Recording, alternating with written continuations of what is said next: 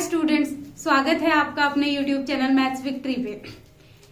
आज हम लेके आए हैं केमिस्ट्री की एक और बेहतरीन क्लास। इससे पहले बता दूं कि अगर आप हमारे प्रैक्टिस बैच पे नहीं जुड़े हुए हैं तो जुड़िए, जिसमें मात्र 119 रुपए में कराए जाएंगे 16 क्वेश्चन प्रैक्टिस सेट, और जिसमें 1600 क्वेश्चन आपको दिए जाएंगे और अधिकतर क्वेश्चन उसमें से आपके आने की संभावना है।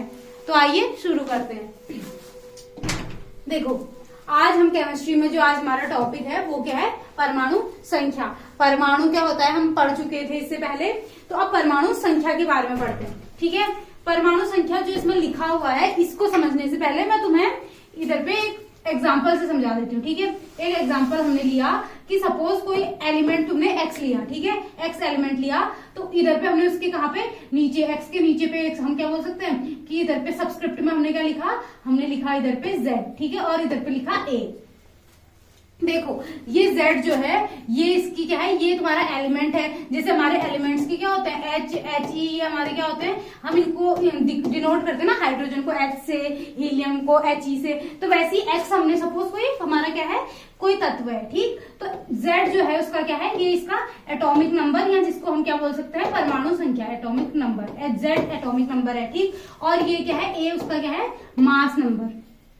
मास नंबर हिंदी में बोल रहे हैं, मास नंबर को द्रव्यमान संख्या और एटॉमिक नंबर को परमाणु संख्या या परमाणु द्रव्य, ये परमाणु क्रमांक या परमाणु क्रमांक। ठीक है, पेन ढंग से काम कर रहा है, ठीक हो गया, परमाणु क्रमांक। देखो अब जो एटॉमिक नंबर होता है, किसी चीज का एटॉमिक नंबर क्या होता है? एटॉमिक नंबर उसमें उपस्थित प्रोटॉनों की संख्या। ये तुम्हारा X जो तुम्हारा एटम है, इसमें उपस्थित प्रोटॉनों की संख्या, प्रोटॉनों की संख्या इसका एटॉमिक नंबर होता है। ये क्या होगा, प्रोटॉनों की संख्या, प्रोटॉनों की संख्या, प्रोटॉनों, नंबर ऑफ प्रोटॉन्स, ठीक है, नंबर ऑफ प्रोटॉन्स, ठीक। और ये मास नंबर क्या होता है, मास बता रहा है। तो किसी परमाणु का जो टोटल मास होता है ना, उसके न्यूक्लियस नाभिक में होता है, और नाभिक में क्या क्या प्रेजेंट है, नाभिक में तुम्हारे न्यूट्रॉन्स और प्रोटॉन्स प्रेजेंट है। तो मास नंबर क्या होता है, मास नंबर होता है तुम्हारे प्रोटॉनों की संख्या,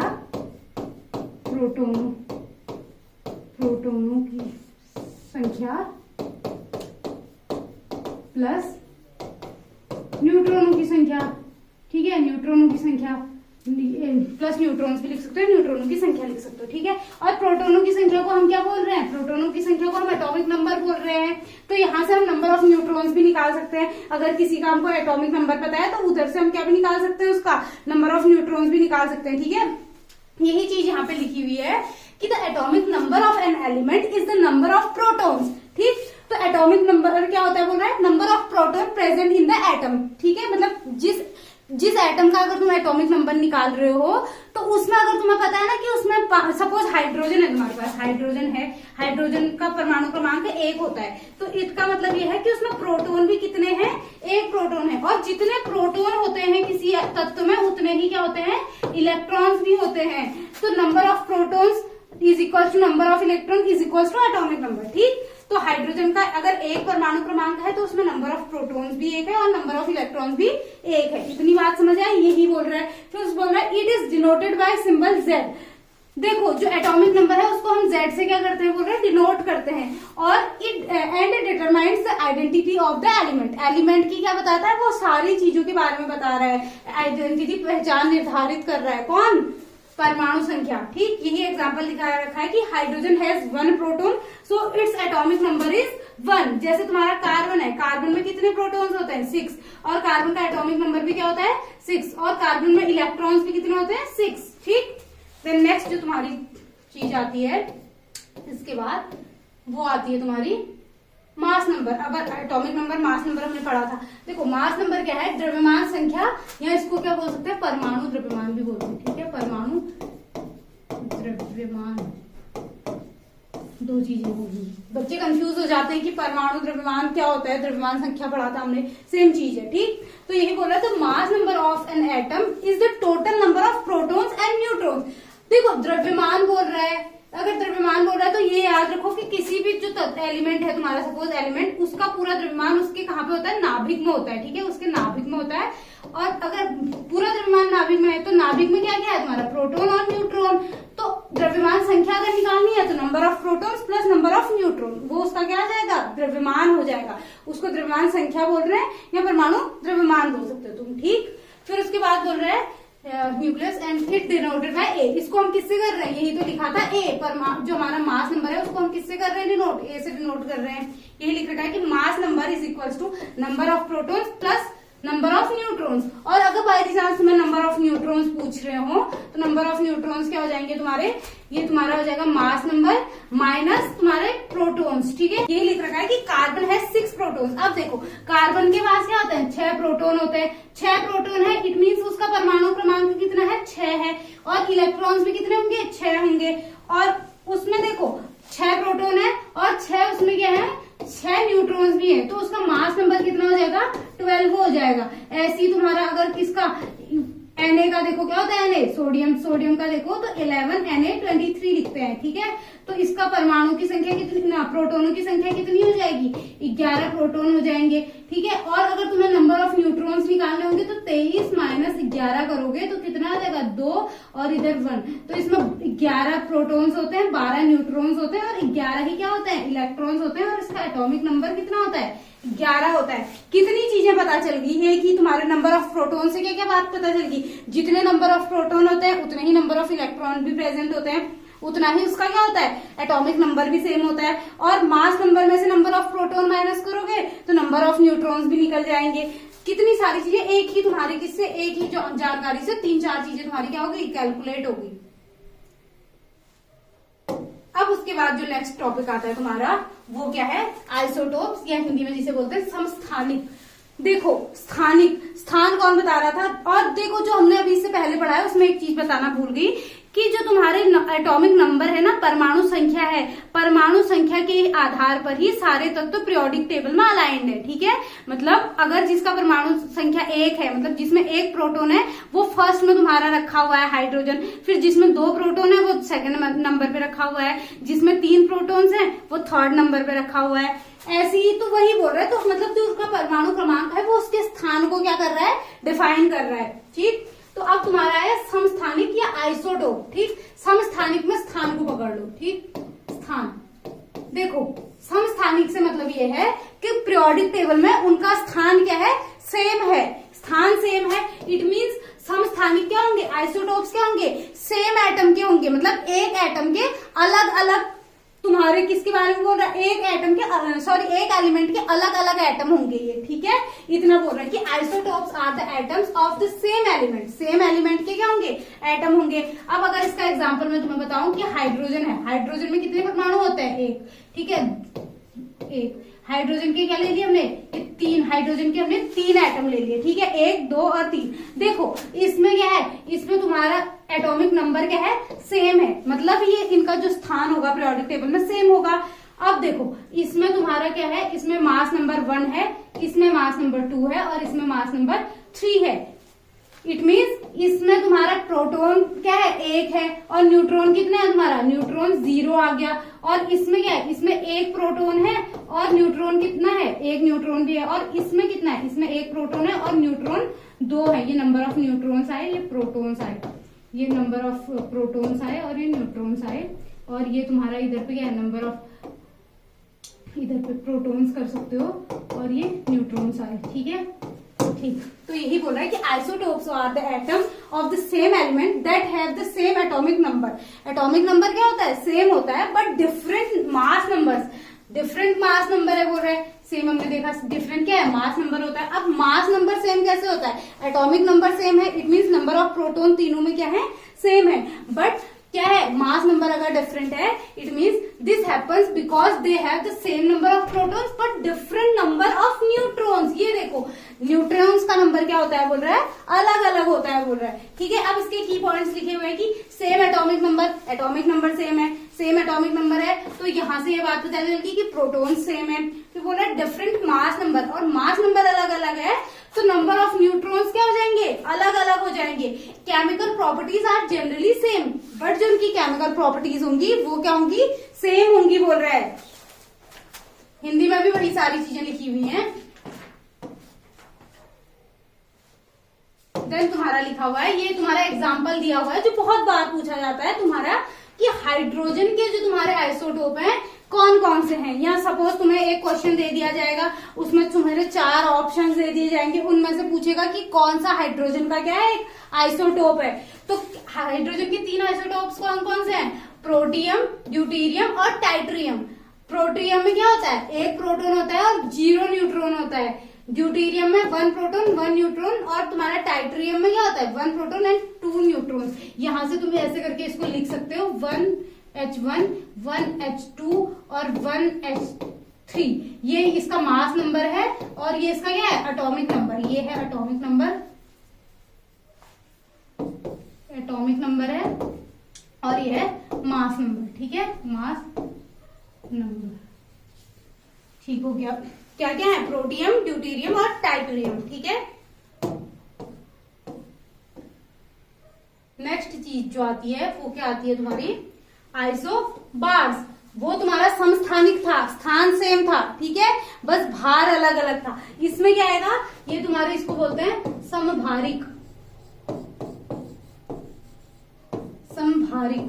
ठीक है, अब इसमें क्या होगा, इसमें 2 एटम्स के भार सेम होंगे, स्थान अलग अलग होगा। मींस इनमें जो एटम होंगे वो अलग अलग एलिमेंट के होंगे। अगर उनका पीरियोडिक टेबल में स्थान अलग अलग है, इट मींस वो अलग अलग एलिमेंट है और अलग अलग एलिमेंट के एटम है। ठीक है, तो यही बोल रहा है कि isobar are the atoms of different element that have the same mass number.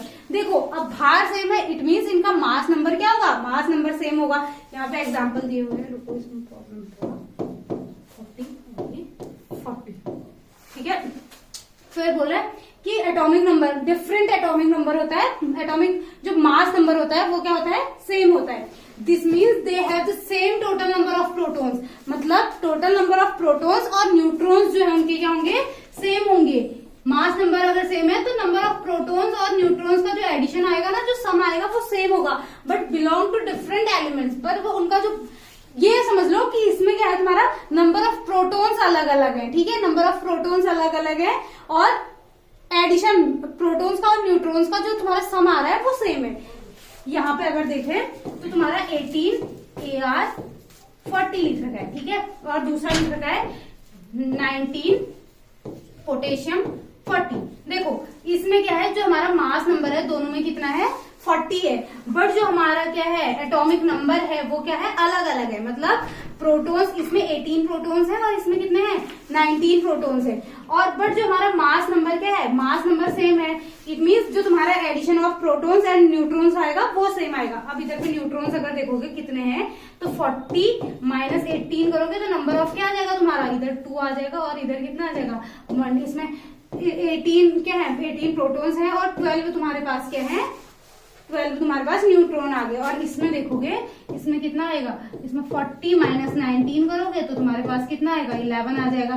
तो इसमें 11, पोटेशियम के पास 11 न्यूट्रॉन्स होते हैं और आर्गन के पास कितने होते हैं, 12 न्यूट्रॉन्स होते हैं। बट जो टोटल एडिशन आया वो क्या है, दोनों का सेम आया। यही बोल रहा है कि आइसोबार्स, आइसोबार में समभारी वे परमाणु होते हैं, परमाणु होते हैं जो अलग अलग तत्वों के होते हैं। तत्व अलग अलग है लेकिन द्रव्यमान संख्या, मास नंबर क्या है, सेम है, समभारिक। ठीक है, भार सेम है, और परमाणु संख्या क्या है, अलग अलग है। इसका अर्थ यह है कि प्रोटॉनों और न्यूट्रॉनों की कुल संख्या क्या है, समान है। एग्जाम्पल दे रखे हैं तुम्हारे, आर्गन, कैल्शियम, पोटेशियम, इनके तीनों के क्या है, आर्गन 18 AR 40 और कैल्शियम है तुम्हारा 20 CA 40 और यहाँ 19 के 40। ठीक है,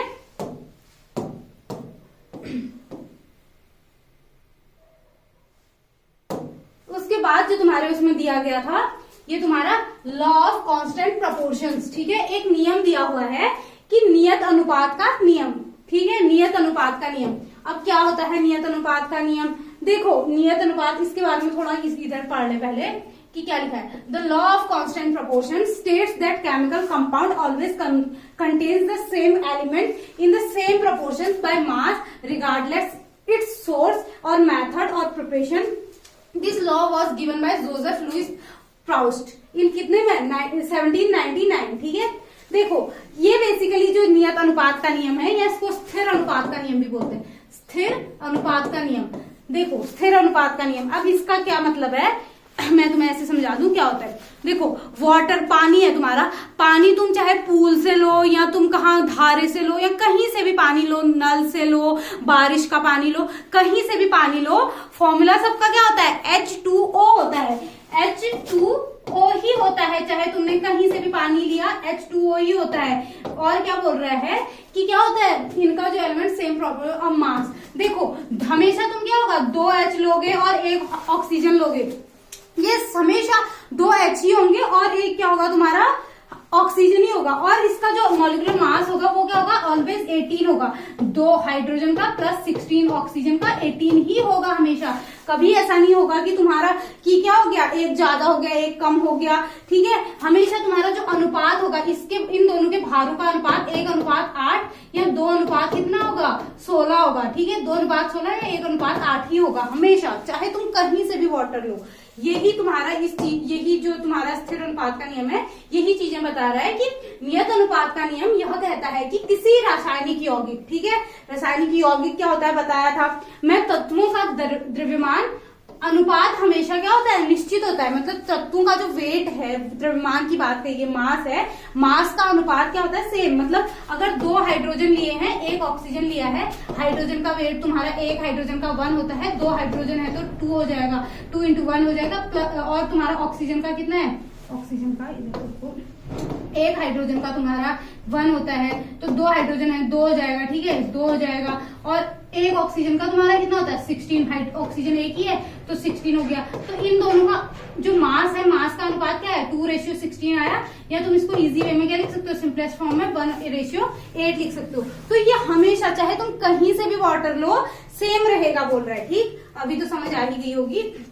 फिर उसके बाद बोल रहा है कि ये और चाहे वह यौगिक किसी भी स्रोत से प्राप्त किया हो, मतलब नो मैटर कि तुमने कहां से ले रखा है या किसी भी विधि से तैयार किया गया हो, मतलब तुमने किसी भी मेथड से तुमने चाहे लैब में बनाया हो, वाटर तुम्हारा बारिश से गिरा हो, कोई फर्क नहीं पड़ता, तुमने किसी भी मेथड से बनाया हो, ठीक है।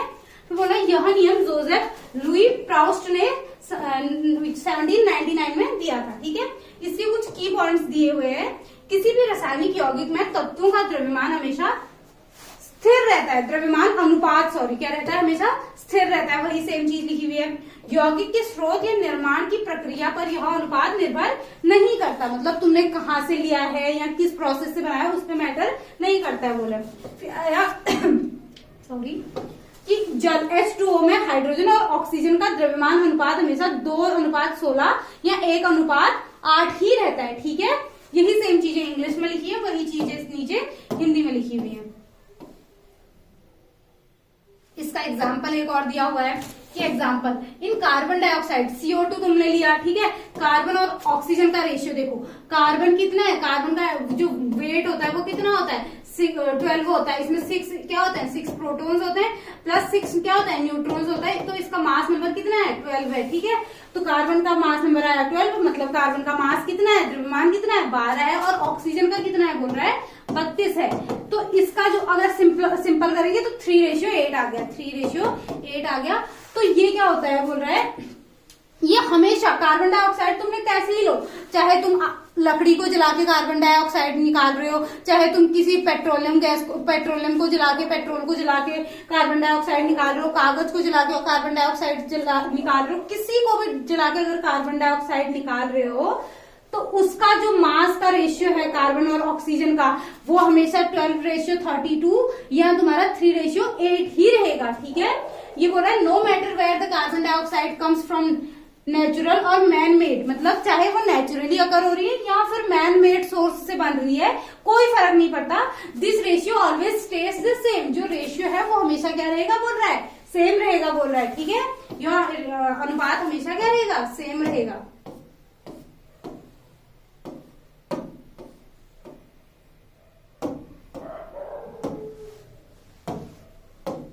उसके बाद तुम्हारा क्या बोल रहा है atomic mass and molecular mass.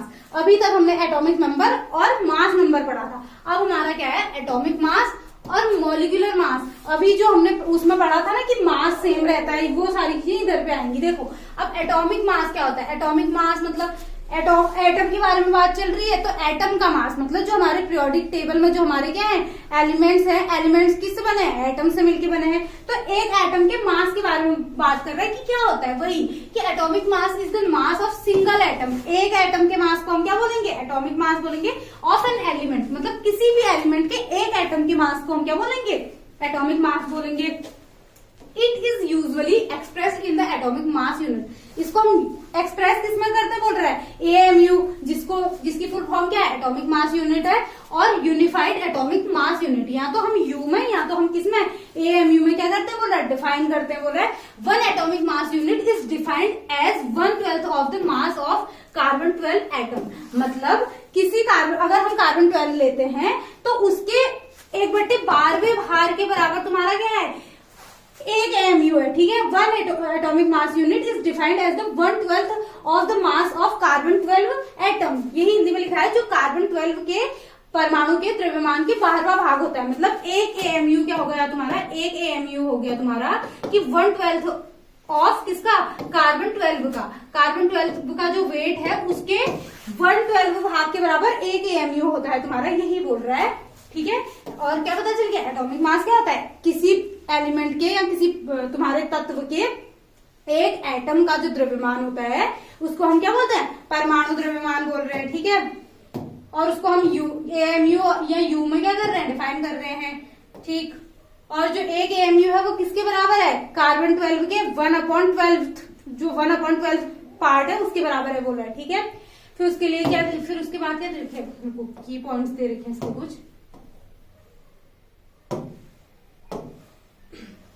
की पॉइंट बोल रहे हैं कि it represent the mass of an atom compare to carbon 12। मतलब ये मास किस में बता रहा है, ये कार्बन 12 से कंपेयर करके किसी का मास बता रहा है, ठीक है। It is approximately equal to the sum of protons and neutron in an atom's nucleus. मतलब जो तुम्हारा क्या होता है, एटॉमिक मास क्या होता है कि किसी जो तत्व के नाभिक में उपस्थित प्रोटॉन और न्यूट्रॉनों की संख्या के सम के बराबर होता है, ठीक है। सपोज तुमने कार्बन लिया, कार्बन के पास क्या होते हैं, 6 तुम्हारे कार्बन के पास क्या होते हैं, प्रोटॉन्स होते हैं, और 6 ही क्या होते हैं, न्यूट्रॉन्स होते हैं। तो उसका जो तुम्हारा एटॉमिक मास होता है वो तुम्हारा 6 + 6 12 के बराबर होता है। मतलब जितने उसमें प्रोटॉन्स हैं प्लस जितने उसमें न्यूट्रॉन्स हैं, उन दोनों को जब तुम ऐड करते हो तो इसके एटॉमिक मास के बराबर होता है बोल रहा है, उसके परमाणु द्रव्यमान के बराबर होता है बोल रहा है, ठीक है। वह परमाणु के नाभिक में उपस्थित प्रोटॉन न्यूट्रॉन की संख्या के लगभग बराबर होता है। यही तुम्हारा बता रखा है कि हाइड्रोजन का तुम्हारा परमाणु द्रव्यमान कितना है, 1U है, और ऑक्सीजन का कितना 16 होता है बोल रहा है, ठीक है। उसके लिए फॉर्मूला उसने निकाला हुआ है कि फॉर्मूला क्या है, एटॉमिक मास का फॉर्मूला, एटॉमिक मास का फॉर्मूला वही जो हमने पहले करा था, नंबर ऑफ प्रोटॉन्स, जिसको हम Z से क्या करते हैं, डिनोट करते हैं, और नंबर ऑफ न्यूट्रॉन्स, ठीक है, उसके बराबर तुम्हारा क्या होता है, एटॉमिक मास होता है बोल रहा है, ठीक है। उसके बाद क्या है, मॉलिक्यूलर मास। मॉलिक्यूलर मास नाम से पता चल रहा है किसी मॉलिक्यूल के मास के बारे में बात कर रहा है। अब मॉलिक्यूल किससे मिलके बनता है, हमारा मॉलिक्यूल बनता है हमारे एटम से मिलके। तो मॉलिक्यूलर मास क्या होगा, एटॉमिक मासेस को अलग अलग एलिमेंट, जो अलग अलग एटम्स हैं उनके, देखो तुम्हारा मॉलिक्यूल किससे मिलके बना है, मॉलिक्यूल मिलके बना है तुम्हारे अलग अलग मॉलिक्यूल मिलके बना है एटम प्लस एटम, ठीक है, एटम प्लस एटम। तो जो एक ये एटम है, इस एटम के मास और इस एटम के मास को ऐड कर दोगे तो मॉलिक्यूल का मास तो आ ही जाएगा। एटॉमिक मास कैसे निकालते हैं, इससे पहले हमने वही पढ़ा। मॉलिक्यूलर मास कैसे, एटम प्लस एटम से बन रहा है, ठीक है। तो atomic mass plus atomic mass हमारा क्या आ जाएगा, मॉलिक्यूलर मास आ जाएगा। ये ठीक आ गया। तो इसी की यहाँ पे डेफिनेशन लिखी हुई है कि द मॉलिक्यूलर मास और द मॉलिक्यूलर वेट, ठीक है, of a substance is the sum of the atomic masses. वही एटॉमिक मासेस का क्या है, सम है बोल रहा है, of all the atoms present in the molecule of that substance, ठीक हो गया। It is usually expressed in atomic mass unit। उसको हम एक्सप्रेस किस में करते हैं बोल रहा है, एटॉमिक मास यूनिट में। इसके लिए फॉर्मूला दिया हुआ है कि number of atoms of each element into number of mass of the element. देखो यहाँ पे अगर मैं तुम्हें एग्जाम्पल बताऊं, एग्जाम्पल देख लेते हैं। देखो एग्जाम्पल ही दे रखा है हाइड्रोजन। देखो हाइड्रोजन का एटॉमिक मास कितना होता है 1 होता है और ऑक्सीजन का कितना होता है 16 होता है। तो अगर हम वाटर का देखें, वाटर हमारा क्या होता है H2O होता है। तो एक हाइड्रोजन हमारे पास कितना है 2 हाइड्रोजन है और एक हाइड्रोजन का मास कितना है 1 है और ऑक्सीजन हमारे पास 1 है और एक ऑक्सीजन का हमारा वेट वो एटॉमिक वेट कितना होता है 16 होता है। तो अगर 2 इंटू 2 आ गया प्लस 1 इंटू 16 कितना आ गया 16। तो वाटर का जो हमारा मॉलिक्यूलर वेट या मॉलिक्यूलर मास जो भी कहना चाहो कितना होता है 18। इसको हम किस में दिखा रहे हैं यू में दिखा रहे हैं या एएमयू में आप दिखा सकते हो। ठीक है, ये क्या हो गया, ये हमारा मॉलिक्यूलर मास या मॉलिक्यूलर वेट हो गया। ठीक है, तो इसी के साथ आज की क्लास को यहीं पे एंड करते हैं। आई होप आप लोगों को समझ आया होगा।